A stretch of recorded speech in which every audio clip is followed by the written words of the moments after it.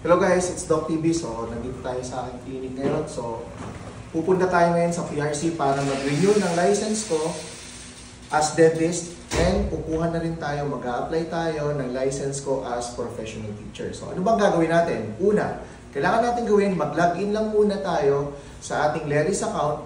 Then, buksan po natin yung select transaction. So, initial registration para sa mga kukuha ng mga bagong license for professional teachers or kahit na anong profession.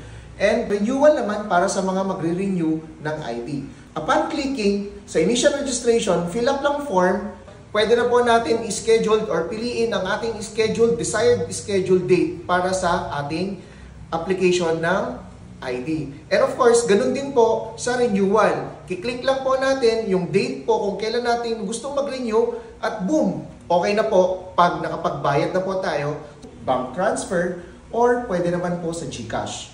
Then, pupunta na po tayo sa scheduled date ng PRC. Pag nakapag-login na po tayo, pwede na po natin i-print ang ating renewal application form. Ganito po yan. At ang ating registration form para sa new license. Yan. Then, punta na tayo ng PRC para sa schedule. Then, boom! Ipapakita lang natin to. May ID na tayo. Yeah!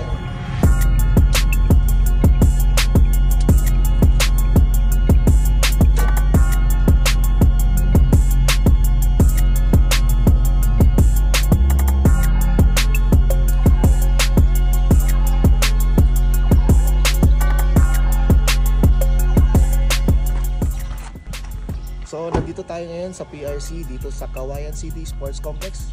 Dito tayo sa second floor. Yeah. So, sabay na rin pala natin na-applyan ang LPT license at renewal ng dentist license ko.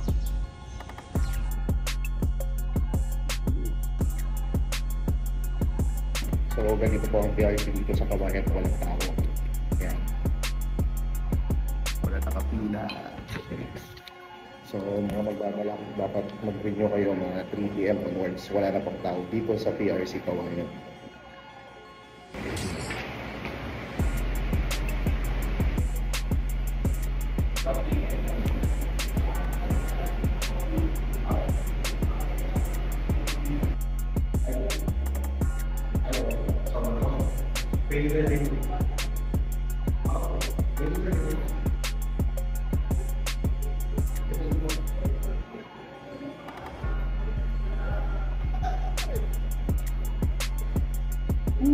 Two license.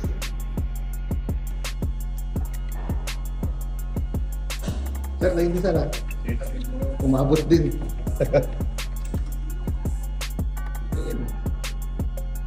So, 2 license. Daan.